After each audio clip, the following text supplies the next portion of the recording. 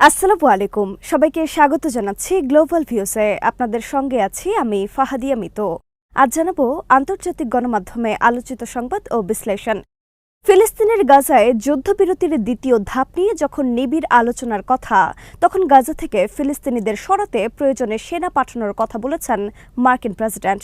Hamas বলেছে ৮০,০০০ ton মার্কিন বোমা ব্যবহার করে গাজার জনগণকে বাস্তুচ্যুত করা যায়নি। ট্রাম্পের ন্যাক্কারজনক পরিকল্পনা প্রতিহত করার শপথ নিয়েছেন তারা। এদিকে পশ্চিম তীরে ইসরায়েলি বর্বরতার কঠোর জবাব দিয়েছেন ফিলিস্তিনি যোদ্ধারা। সেখানে আরও ২ দখলদার সেনার লাশ পড়েছে, রক্তাক্ত হয়েছেন আরও ৮ সেনা। আল মায়াদিন জানিয়েছে, ইসরায়েল দখলকৃত পশ্চিম তীরের তুবাসে ফিলিস্তিনি বন্দুকধারীর গুলিতে ২ ইসরায়েলি সেনা নিহত হয়েছেন। মঙ্গলবারের এই ঘটনায় গুরুতর আহত হয়েছেন আরও ৮ সেনা। ইসরায়েলি সেনাবাহিনী বলেছে, তায়াসিরের একটি তল্লাশি চৌকির কাছে এক বন্দুকধারী অতর্কিত গুলি চালালে ১০ সেনা হতাহত হন। এরপর বন্দুকধারীকে হত্যা করে ইসরায়েলি বাহিনী। আহত ২ সেনার অবস্থা আশঙ্কাজনক এবং ৬ জন হালকা জখম হয়েছেন বলে ইসরায়েলের বাহিনীর বিবৃতিতে বলা হয়। পশ্চিম তীরের জেনিন তুলকারেম সহ বিভিন্ন স্থানে ইসরায়েলি আগ্রাসন ঘিরে তীব্র উত্তেজনার মধ্যে এই ঘটনা ঘটল। ইসরায়েলি সংবাদ মাধ্যম ওয়াইনেট জানিয়েছে, তায়াসিরে ইসরায়েলি সেনাদের ওপর হামলাকারীর কাছে M16 স্বয়ংক্রিয় রাইফেল ছিল। তিনি ইসরায়েলি সেনার পোশাক পরে এই অভিযান পরিচালনা করেন। একটি বাংকার থেকে বেরিয়ে আসা এক সেনাকে লক্ষ্য করে প্রথমে গুলি চালান এই যোদ্ধা। এরপর অন্য সেনাদের লক্ষ্য করেও গুলি ছোড়া হয়। পরে ইসরায়েলি সেনারা পাল্টা গুলি চালিয়ে হামলাকারীকে হত্যা করেন। কয়েক মিনিট ধরে এই গোলাগুলি চলে। গত মাসে গাজা উপত্যকায় যুদ্ধবিরতি কার্যকর হবার পর থেকে পশ্চিম তীরে আগ্রাসন চালিয়ে যাচ্ছে ইসরায়েল। অন্যান্য স্থানের মতো তায়াসিরেও দখলদার সেনাদের সঙ্গে প্রতিরোধ যোদ্ধাদের তীব্র লড়াই চলছিল। ইসরায়েলের আর্মি রেডিও বলেছে, হামলার পর জেনিনের দক্ষিণ পূর্বে অবস্থিত তায়াসিরের সেনা চৌকিটি বন্ধ করে দেওয়া হয়েছে, তবে পার্শ্ববর্তী এলাকায় সেনা সংখ্যা বাড়ানো হয়েছে। স্থানীয় মিডিয়াগুলোর ভাষ্য, গাজায় পরাজয়ের লজ্জা আড়াল করতে এবং কট্টরপন্থী মন্ত্রীদের সরকার থেকে বেরিয়ে যাবার হুমকি এড়াতে বিনা কারণে এই আগ্রাসন চালিয়ে যাচ্ছে নেতানিয়াহুর সরকার। এদিকে তায়াসিরের চেকপয়েন্টে ফিলিস্তিনি বন্দুকধারীর হামলার পর সেনাবাহিনীর নিরাপত্তা ব্যর্থতা নিয়ে আবার প্রশ্ন তুলেছে ইসরায়েলি মিডিয়া। সংবাদ মাধ্যমের ভাষ্য, বন্দুকধারী সেনা চৌকিতে গিয়ে গার্ড টাওয়ারের ভেতরে অবস্থান নিয়ে ইসরায়েলি সেনাদের ওপর গুলি করতে থাকেন। কেন সেনারা হামলাকারীকে চিহ্নিত করতে পারল না বা কিভাবে একেবারে কাছাকাছি অবস্থান থেকে তিনি সেনাদের হত্যা করলেন, তাতে গভীর উদ্বেগ উঠে আসে মিডিয়ার খবরে। ইসরায়েলি চ্যানেল 24 এই অভিযানকে গভীর উদ্বেগজনক বর্ণনা করে বলেছে, প্রাথমিক তদন্তে একটি প্রশ্ন এড়িয়ে যাওয়া হয়েছে যে কিভাবে M16 এবং অতিরিক্ত ম্যাগাজিন বহন করে হামলাকারী ঘটনাস্থলের এত কাছাকাছি পৌঁছাতে পারলেন। সেনাবাহিনীর ধারণার বাইরে এই ঘটনায় ইসরায়েলি কর্মকর্তাদের বিস্মিত করেছে বলে জানায় সংবাদ মাধ্যমটি। চ্যানেলের সামরিক প্রতিনিধি জোরন কাদোশ উল্লেখ করেন, ওই ফিলিস্তিনি যোদ্ধা প্রতিবন্ধকতা ছাড়াই সেনা চৌকিতে ঢুকে পড়েন। এরপর ওপরের তলায় ওঠেন এবং গুলি চালানোর আগে গার্ড টাওয়ারে পৌঁছান। জোরডেন বলেন, এই ঘটনা ইসরায়েলি বাহিনীর নিরাপত্তা ব্যর্থতা নিয়ে আবার বড় প্রশ্ন তৈরি করেছে। পশ্চিম তীরে ফিলিস্তিনি যোদ্ধার প্রতিশোধমূলক হামলায় ২ ইসরায়েলি সেনার নিহত হবার ঘটনাকে স্বাগত জানিয়েছে হামাস। মঙ্গলবার এক বিবৃতিতে গাজা ভিত্তিক এই প্রতিরোধ সংগঠন বলেছে, পশ্চিম তীরে ইহুদিবাদী বাহিনীর আগ্রাসন বিনা জবাবে পার পাবে না।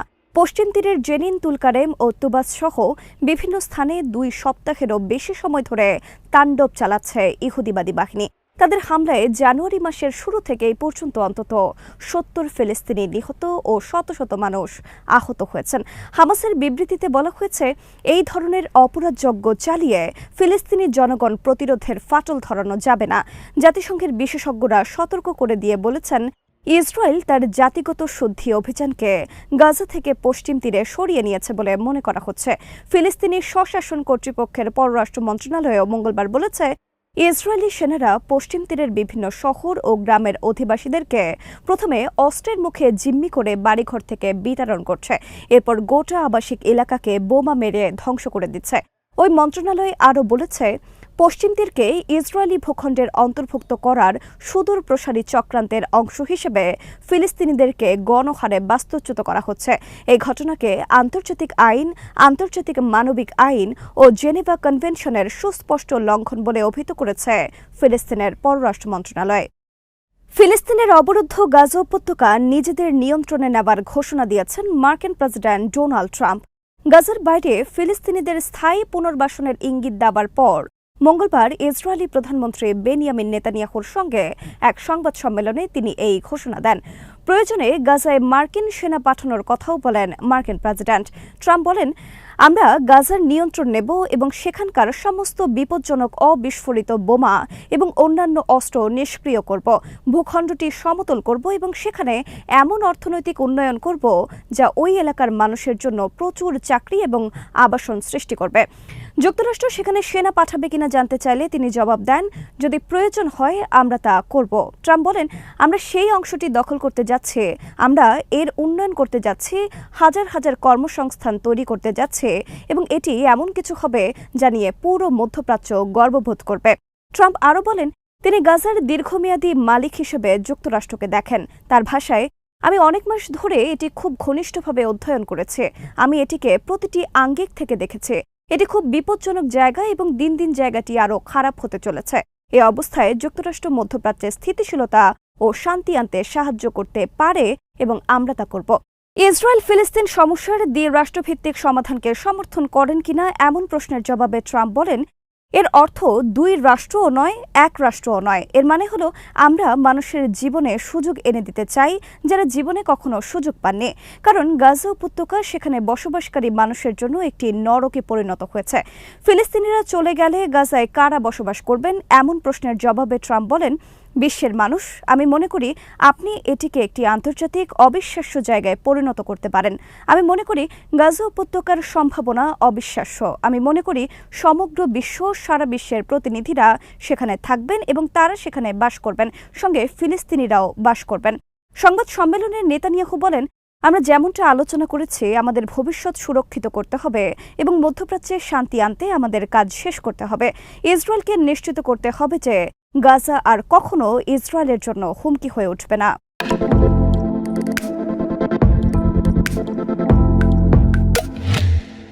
ফিলিস্তিনিদের বাস্তুচ্যুত করার মার্কিন পরিকল্পনা অবরুদ্ধ উপত্যকার প্রতিরোধ সংগঠনগুলোর মধ্যে তীব্র প্রতিক্রিয়া তৈরি করেছে।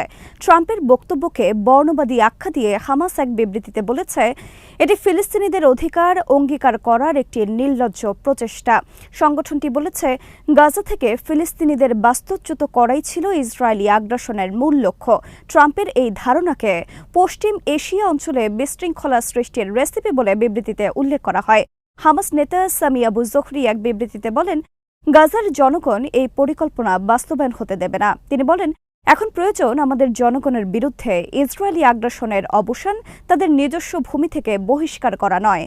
দলটির সিনিয়র নেতা ইজ্জত আল রেশেক বলেন, গাজার জনগণ 15 মাসেরও বেশি সময় ধরে বোমা বর্ষণের পরেও বাস্তুচ্যুতি ও নির্বাসন পরিকল্পনা ব্যর্থ করেছে। মাতৃভূমি থেকে উৎখাতের কোনো পরিকল্পনা তারা বাস্তবায়ন হতে দেবেন না। ইসলামিক জিহাদ বলেছে, 80,000 টনেরও বেশি মার্কিন অস্ত্র ব্যবহার করে গাজার জনগণকে বাস্তুচ্যুত করা সম্ভব হয়নি। এই ধরনের ন্যাক্কারজনক পরিকল্পনা কিভাবে প্রতিরোধ করতে হয় তা 100 বছরেরও বেশি সময় ধরে অনুশীলন করছেন ফিলিস্তিনিরা। এদিকে গাজাবাসীদের স্থানান্তর নিয়ে ট্রাম্পের পরিকল্পনা জাতিগত নিধনের শামিল বলে মন্তব্য করেছেন জাতিসংঘের মহাসচিব অ্যান্তোনিও গুতেরেস। তিনি বলেন, ট্রাম্পের পরিকল্পনা একটি ফিলিস্তিনি রাষ্ট্র গঠনের সম্ভাবনাকে অসম্ভব করার ঝুঁকি তৈরি করেছে। ফিলিস্তিনের স্বাধীনতা ইস্যুতে সৌদি আরবের অবস্থান নিয়ে ট্রাম্পের দাবি প্রত্যাখ্যান করেছে রিয়াদ। এক বিবৃতিতে সৌদি পররাষ্ট্র মন্ত্রণালয় জানিয়েছে, স্বাধীন ফিলিস্তিন রাষ্ট্রের প্রশ্নে সৌদির অবস্থান আগের মতোই আছে। মঙ্গলবার ট্রাম্পের সংবাদ সম্মেলনে এক সাংবাদিক প্রশ্ন করেন, সৌদি আরব যদি স্বাধীন ফিলিস্তিন রাষ্ট্র দাবি করে সেক্ষেত্রে ট্রাম্প কি করবেন? জবাবে ট্রাম্প বলেন, না, তারা দাবি করবেন না, কারণ সবাই শান্তি চায়।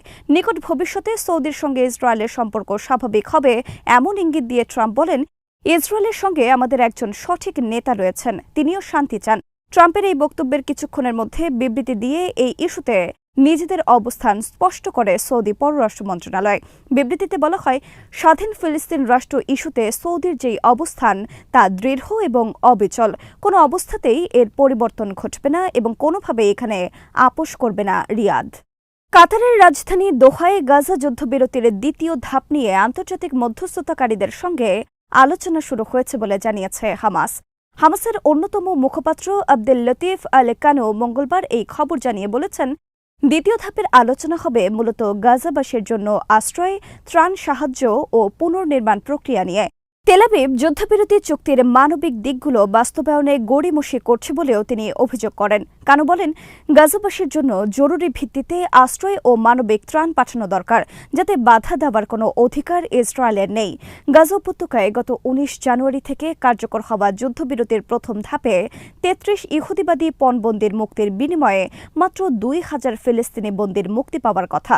৬ সপ্তাহব্যাপী এই ধাপের অর্ধেকের বেশি এরই মধ্যে সম্পন্ন হয়েছে। চুক্তি অনুযায়ী প্রথম ধাপ বাস্তবায়নের মাঝপথে দ্বিতীয় ধাপের বাস্তবায়ন নিয়ে আলোচনা শুরু হবার কথা, যা মঙ্গলবার শুরু হয়েছে বলে খবর দিল হামাস। দ্বিতীয় ধাপেও একইভাবে উভয় পক্ষ তাদের হাতে থাকা পরস্পরের বন্দীদের মুক্তি দেবে এবং এর মধ্যে তৃতীয় দফার আলোচনা শুরু হবে, যার মাধ্যমে ইসরায়েলি সেনা পুরোপুরি প্রত্যাহার ও গাজা যুদ্ধের স্থায়ী সমাপ্তি ঘটবে। তবে ইসরায়েলি প্রধানমন্ত্রী দাবি করেছেন, চলমান যুদ্ধবিরতি একটি অস্থায়ী চুক্তি এবং এটির মেয়াদ শেষ হলে গাজায় আবার সামরিক আগ্রাসন চালানোর অধিকার তেল আবিব সংরক্ষণ করে। এদিকে মঙ্গলবার ইসরায়েলের প্রধানমন্ত্রীর কার্যালয় জানিয়েছে, যুদ্ধবিরতি চুক্তির ধারাবাহিক বাস্তবায়ন নিয়ে আলোচনা করতে দোহায় একটি উচ্চ পর্যায়ের প্রতিনিধি দল পাঠানোর প্রস্তুতি নিচ্ছে ইসরায়েল। আনাদোলুর খবরে বলা হয়, যুদ্ধবিরতি চুক্তির দ্বিতীয় ধাপের প্রস্তুতি সহ গাজার সর্বশেষ অবস্থা নিয়ে আলোচনা করতে রাশিয়া গেছে হামাসের প্রতিনিধি দল। মুসা আবু মারজুকের নেতৃত্বে প্রতিনিধি দলটি রুশ উপপররাষ্ট্রমন্ত্রী মিখাইল বুগনাদভের সঙ্গে মস্কোতে বৈঠক করে। হামাস এক বিবৃতিতে বলেছে, বৈঠকে দুই পক্ষ মানবিক প্রোটোকল বাস্তবায়নে বিলম্ব সহ ইসরায়েলি বাহিনীর চুক্তি লঙ্ঘনের বিষয়গুলো নিয়ে আলোচনা করে। তাঁবু, প্রি ফেব্রিকেটেড ঘর, জ্বালানি ও ভারী যন্ত্রপাতি সরবরাহ এবং হাসপাতাল, পানির কূপ ও মৌলিক অবকাঠামো পুনর্নির্মাণে ইসরায়েলি বাধার বিষয় নিয়ে আলোচনা হয়। আবু মারজুক ফিলিস্তিনিদের অধিকার সমুন্নত করতে রাশিয়ার ভূমিকার কথা তুলে ধরে চলমান জটিলতাগুলো সহজ করতে রাশিয়ার ভূমিকার ওপর জোর দেন। রুশ উপপররাষ্ট্রমন্ত্রী যুদ্ধবিরতির চুক্তিকে স্বাগত জানিয়ে বলেন, ফিলিস্তিনিদের অধিকার সমুন্নত রাখতে রাশিয়া অবিচল থাকবে।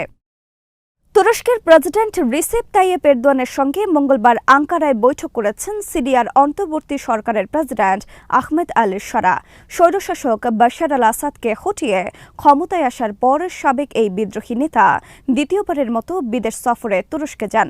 দেশটির সরকারি কর্মকর্তারা বলেছেন, তুরস্কের রাজধানীতে পৌঁছানোর পরপরই এরদোয়ানের সঙ্গে বৈঠকে বসেন আল শারা।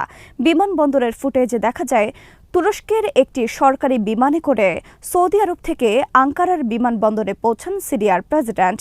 আঙ্কারায় এরদোয়ানের সঙ্গে সংবাদ সম্মেলনে আল শারা বলেন, অদূর ভবিষ্যতে দামেস্ক সফরের জন্য এরদোয়ানকে আমন্ত্রণ জানিয়েছে সিরিয়া। সিরীয় প্রেসিডেন্ট আঞ্চলিক নিরাপত্তা চ্যালেঞ্জ মোকাবেলায় সহযোগিতার প্রয়োজনীয়তার উপর জোর দিয়ে বলেন, আমরা এ নিয়ে একটি যৌথ কৌশল তৈরিতে কাজ করছে। চরমপন্থী গোষ্ঠীগুলোর মোকাবেলায় দৃঢ়তার জন্য তুর্কি প্রেসিডেন্ট আল শারাকে ধন্যবাদ জানিয়ে বলেন, আমার ভাই সন্ত্রাসের বিরুদ্ধে লড়াইয়ে যে দৃঢ় প্রতিশ্রুতি দেখিয়েছেন তার জন্য আমি সন্তুষ্টি প্রকাশ করতে চাই। বৈঠকে উত্তর পূর্ব সিরিয়ায় কুর্দি সন্ত্রাসীদের মোকাবেলায় কৌশল প্রণয়নে বিষয় নিয়ে আলোচনা হয়েছে বলে জানান এরদোয়ান। সন্ত্রাসবাদ মোকাবেলায় তুরস্ক সিরিয়াকে সহায়তা করতে সবসময় প্রস্তুত বলেও জানান তিনি। আজ এখানেই শেষ করছি। সবাই ভালো থাকুন, সুস্থ থাকুন আর দেখতে থাকুন বিডি ভিউজ। চ্যানেলটি ভালো লাগলে সাবস্ক্রাইব করুন, সংযুক্ত থাকুন আমাদের ফেসবুক পেজে। আল্লাহ হাফেজ।